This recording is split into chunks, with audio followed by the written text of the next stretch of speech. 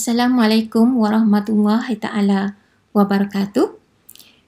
Hari ini Cikgu Nolida akan berkongsi berkaitan dengan sejarah SPM tingkatan 5 bertajuk Kenali Soalan Kebat. Cikgu mengharapkan perkongsian ini dapat membantu pelajar-pelajar semua untuk menjawab soalan SPM. Terlebih dahulu, cikgu memperkenalkan diri cikgu, iaitu Cikgu Nolida binti Muhammad yang sekarang ni sedang bertugas sebagai seorang guru di SMK Bukit Mentuk sehinggalah sekarang. Seterusnya, kita lihat kepada objektif pembelajaran. Terdapat 3 objektif pembelajaran cikgu pada hari ini ialah: pertama, pelajar dapat menyatakan maksud istilah kebat. Kedua, pelajar dapat menyatakan tahap pemikiran kebat. Ketiga, pelajar dapat menerangkan bentuk-bentuk soalan kebat. Jom kita belajar sejarah. Persoalannya, apakah yang dimaksudkan dengan kebat? Kebat merupakan singkatan daripada kemahiran berfikir aras tinggi. Untuk makluman semua pelajar, tahap pemikiran kebat ialah yang pertama, pelajar mampu mengaplikasi segala pengetahuan, kemahiran, nilai berkaitan dengan sejarah. Kedua, pelajar boleh menganalisis sesuatu fakta, mencerakingkan maklumat menjadi lebih kepada sub-sub topik sehingga boleh faham dengan lebih mendalam. Pelajar juga mampu menilai, membuat pertimbangan, membuat keputusan dan memberi justifikasi tentang sesuatu peristiwa sejarah. Dan yang terakhir, kebat yang paling tinggi ialah pelajar mampu mencipta berbagai produk, berbagai perkara yang berkaitan dengan sejarah. Di manakah kita akan temui soalan kebat dalam SPM? Untuk makluman semua pelajar, kebat boleh ditemui dalam semua kertas peperiksaan, termasuklah kertas 1, kertas 2 dan juga kertas 3 bagi mata pelajaran sejarah. Tetapi secara umumnya, cikgu fokuskan kat sini ialah dalam kertas 2, iaitu pada bahagian A soalan struktur dan pada bahagian B untuk soalan esei. Cuba kita lihat jadual tersebut. Dalam bahagian struktur, terdapat soalan kebat pada setiap soalan struktur di bahagian C. Dan kebiasaannya diperuntukkan 4 markah bagi soalan kebat. Manakala pada bahagian esei yang terdiri daripada 11 soalan, semuanya terdapat kebanyakannya di bahagian C. Tetapi tidak rigid untuk semua kertas peperiksaan. Mungkin ada yang terdapat juga dalam soalan bahagian B, bahagian C dan juga bahagian D. Ini ialah secara umum sahaja. Dan pelajar perlu menjawab 3 soalan bahagian esei. Kebiasaannya, soalan kebat bahagian esei peruntukan markahnya ialah 8 markah bagi setiap soalan kebat. Kita lihat, berapakah markah soalan kebat? Kertas 2 ada 4 soalan didarabkan dengan 4 mempunyai 16 markah. Manakala soalan esei yang kemungkinannya adalah 3 soalan yang kita jawab, wajib jawab dan terdiri daripada 8 markah. Bermaksud 24 markah.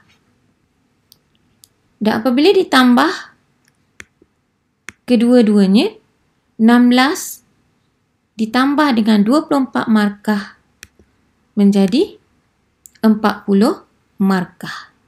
Ada kesilapan sikit di sini 24 markah. Jadi semuanya ialah 40. Itu minima. Kadang-kadang ianya boleh lebih daripada 40 markah. Jadi ini yang dikatakan ianya boleh membantu pelajar untuk mendapat markah yang lebih tinggi dalam peperiksaan sejarah kertas 2. Okey, untuk memahami, untuk mengenali apa itu kebat, kita lihat dulu beberapa contoh bentuk soalan kebat. Untuk makluman semua pelajar, bukan terhad kepada 6 jenis kebat ini sahaja. Terdapat banyak jenis kebat, soalan kebat. Tetapi cikgu fokuskan kat sini adalah kepada 6 bentuk soalan kebat. Kebat yang pertama sehinggalah kebat yang ke-6 dan kita akan lihat apakah perbezaan di antara ke-6 soalan kebat tersebut sebagai persediaan untuk kita menjawab soalan berbentuk kebat. Pertama, kebat yang pertama. Memerlukan calon membuat ramalan tentang sesuatu tindakan atau peristiwa sejarah. Ianya merujuk kepada kesan, impak, akibat dan juga kepentingan. Terdapat dalam soalan contohnya ialah dalam soalan SPMU ulangan 2020. Kota Mekah dibuka semula pada tahun 630 Masihi. Mengapakah peristiwa tersebut penting dalam perjuangan Nabi Muhammad sallallahu alaihi wasallam? Istilah penting, istilah kesan, impak, akibat itu merujuk kepada kebat yang pertama. Kita kena meramalkan. Okey. Seterusnya, untuk kebat yang kedua. Meminta calon memainkan peranan tentang sesuatu peristiwa sejarah. Bermaksud calon memainkan peranan. Sama ada sebagai pemimpin, sebagai masyarakat, sebagai pelajar ataupun generasi muda dan sebagainya. Kebat yang kedua perlu kita memainkan peranan. Contohnya dalam soalan SPM 2018. Andaikan anda seorang pemimpin orang Melayu semasa Malayan Union, beri cadangan anda untuk membuat penambahbaikan terhadap Malayan Union supaya orang Melayu boleh menerima Malayan Union. Soalan menyatakan tentang cadangan anda, tetapi dia fokus kepada main peranan, iaitu peranan sebagai pemimpin orang Melayu. Jadi cadangan yang diberi mestilah menjurus kepada anda sebagai pemimpin orang Melayu. Itu kebat yang kedua. Kebat yang ketiga. Merujuk kepada soalan yang meminta calon memberi cadangan. Macam tadi juga, memberi cadangan pun boleh. Tentang sesuatu peristiwa sejarah. Memberi cadangan. Tetapi bukan main peranan. Ini umum. Cadangan, tak kisah kita ini golongan pemimpin ke, golongan pembesar ke, masyarakat ke, ataupun generasi muda. Kita bebas memberi cadangan. Antara contoh-contoh cadangan yang boleh kita bagi ialah mengadakan kempen, peranan media massa, peranan sistem pendidikan, penguatkuasaan undang-undang dan sebagainya. Yang boleh kita ambil kira sebagai jawapan yang munasabah. Contohnya, dalam SPM 2019 kita lihat, beri cadangan anda untuk menjadikan Persekutuan Malaysia terus cemerlang dan gemilang. Jadi pelajar hanya menyatakan idea-idea tentang cadangan untuk menjadikan Persekutuan Malaysia ni terus cemerlang dan gemilang. Itu merujuk kepada soalan kebat jenis 3. Seterusnya, kita lihat pula kebat yang keempat. Yang meminta calon menyatakan nilai dan iktibar tentang sesuatu peristiwa sejarah. Contohnya iktibar itu ialah pengajaran. Apa pengajaran yang dapat kita peroleh daripada sesuatu peristiwa sejarah? Ataupun diminta menyatakan nilai, sikap yang ditunjukkan oleh seseorang tokoh. Perlu menghubung kaitkan dengan sesuatu peristiwa dan kata tugas soalan. Jadi kita kena kaitkan dengan kata tugas dan peristiwa yang nak dinyatakan nilai ataupun iktibar. Dan pelajar tidak boleh menyenaraikan saja. Jangan menyenaraikan saja. Contohnya pemimpin mestilah bersifat jujur. Mestilah bersifat bertanggungjawab. Tak boleh. Dia kena diuraikan secara esei. Okey, kita lihat contoh SPN ulangan tahun 2018. Huraikan iktibar daripada perjuangan yang dilakukan oleh tokoh-tokoh yang terlibat dalam perjuangan mendaulatkan negara. Jadi soalan ni fokus kepada peristiwa perjuangan tokoh. Jadi peristiwa perjuangan tokoh ni berkaitan dengan peristiwa. Okey. Jadi pelajar kena terangkan pengajaran daripada perjuangan tersebut. Seterusnya, kita lihat pula bentuk kebat yang kelima. Dalam soalan kebat yang kelima, meminta calon memberi hujah atau bukti tentang sesuatu peristiwa sejarah. Bukti ataupun hujah ini menyatakan pelajar perlu ataupun calon perlu menyatakan pendirian dia, pandangan kita, setuju, tak setuju. Calon perlu memberi alasan yang kukuh apabila menyatakan hujah tersebut dan calon perlu memilih sama ada menyokong ataupun menentang. Calon boleh memilih sama ada menyokong atau menentang berdasarkan hujah yang diberi. Dan kadang-kala soalan ini ada markah yang menyokong, ada juga markah yang menentang. Tetapi perlu memilih salah satu daripadanya. Contoh kita lihat SPM ulangan tahun 2020. Adakah revolusi pertanian dan imperialisme barat mempunyai perkaitan? Beri hujah anda. Jadi persoalan ini ialah pelajar perlu beri hujah. Ada kaitan tak revolusi pertanian dan imperialisme barat? Jika ada, beri hujah ada. Jika tidak ada, beri hujah tidak ada.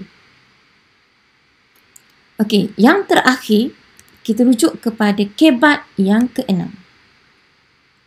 Meminta calon menjawab tentang sesuatu peristiwa sejarah. Sama ada peristiwa tu kita setuju ataupun tidak setuju. Merujuk kepada pendirian kita.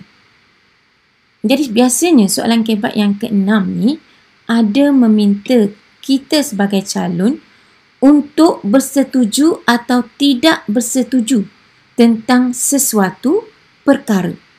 Pendirian, pandangan, persetujuan ataupun wajar ataupun tidak wajar tindakan kita dalam sesuatu perkara. Contohnya, SPN ulangan tahun 2020, kita lihat tanpa penerokaan dan penjelajahan. Konsep penerokaan, konsep penjelajahan. Eropah tidak akan maju seperti sekarang. Bersetujukah anda dengan pernyataan tersebut? Jadi kalau kita bersetuju, maka kita beri jawapan pendirian kita sebagai setuju. Manakala kalau kita tidak setuju, kita beri pendirian kita berdasarkan alasan-alasan tertentu yang menyatakan kita tidak setuju. Jadi itu merujuk kepada penerokaan dan penjelajahan. Itulah antara beberapa contoh bentuk-bentuk yang wujud dalam soalan kebat. Untuk makluman semua, ada banyak lagi bentuk-bentuk lain, tetapi cikgu hanya fokuskan kat sini hanya 6 bentuk-bentuk soalan kebat. Untuk memahami dengan lebih jelas, cikgu menyediakan latihan pengukuhan kepada pelajar. Kita lihat satu soalan pengukuhan. Anda sebagai generasi muda, apakah peranan anda untuk menjadikan Malaysia sebagai sebuah negara maju? Ini merujuk kepada kebat yang kedua. Soalan struktur kerana ini mengandungi 4 markah. Kita tengok apakah peranan anda sebagai generasi muda untuk menjadikan Malaysia sebuah negara maju menjelang tahun 2020. Cikgu nak peringatkan betul-betul kepada pelajar, jawapan mesti esei dan jawapan mesti lengkap.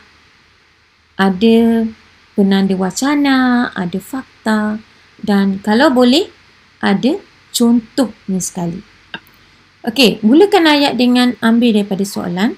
Sebagai generasi muda, peranan saya menjadikan Malaysia sebagai negara maju menjelang tahun 2020 adalah dengan terus kepada fakta, memupuk perpaduan dalam kalangan masyarakat pelbagai kaum. Selain itu, saya juga akan menyokong dasar-dasar yang diperkenalkan oleh kerajaan untuk membina bangsa Malaysia yang bersatu padu. Kalau ada contoh, kita bagi contohnya dasar pendidikan kebangsaan dan dasar bahasa kebangsaan. Seterusnya, sebagai generasi muda, saya juga akan menyalurkan idea-idea inovatif dan kreatif untuk membangunkan negara. Contohnya, kemahiran ICT dan digital amat diperlukan dalam era globalisasi untuk menghasilkan karya-karya yang lebih berinovatif. Okay, ini contoh. Dan di sini pelajar boleh dapat lebih daripada 4 markah. Fakta, fakta, fakta dah 3 dan termasuk kepada contoh-contoh. Okay. Seterusnya kita lihat lagi soalan yang kedua. Dengan ringkas sahaja, pelajar boleh dapatkan maklumat dalam video ini. Berdasarkan pengetahuan sejarah anda, mengapakah sistem kabilah tidak wajar diamalkan pada masa kini? Ini ialah soalan berbentuk esei 8 markah dan kebat 6. Memfokuskan kepada sistem kabilah hidup berpuak-puak. Wajar ke tidak wajar?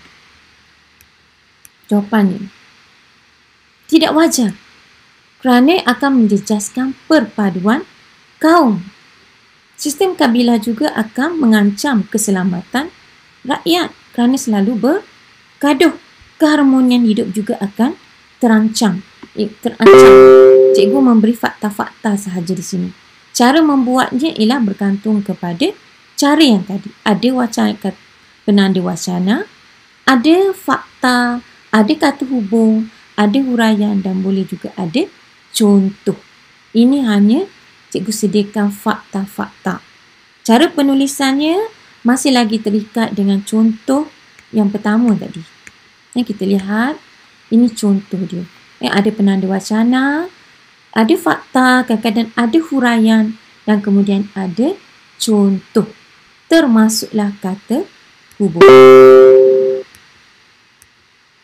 Okey. Seterusnya, ini ialah contoh bagi soalan kebat 4.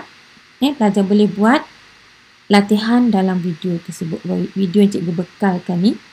Seterusnya, untuk soalan pengukuhan kebat 1, juga soalan berbentuk struktur. Jawapan yang disediakan. Kemudian soalan nombor 5, kebat kelima berkaitan dengan soalan struktur. Beri hujah anda. Dan yang terakhir ialah berkaitan dengan soalan nombor 6, itu merujuk kepada kebat yang ketiga, iaitu berikan cadangan anda untuk mengelakkan negara dari penjajahan pada zaman moden. Dan jawapan telah cikgu sediakan. Cikgu mengharapkan pelajar membuat latihan dalam bentuk esei berdasarkan fakta yang telah cikgu berikan. Secara rumusannya, kebat memerlukan pelajar mengaplikasi fakta, menganalisis dan mampu menilai serta mencipta peristiwa yang bermakna. Terdapat pelbagai bentuk soalan kebat yang pelajar perlu kuasai, tetapi yang pasti, faktanya adalah jawapan yang munasabah. Semoga perkongsian ini membantu pelajar menjawab soalan berbentuk kebat. Okey, cikgu sudahi video ini dengan ucapan terima kasih dan cikgu mengharapkan pelajar jangan lupa like, share dan subscribe tekan loceng channel Sejarah Cikgu Ida. Assalamualaikum warahmatullahi taala wabarakatuh dan salam sejahtera. Terima kasih.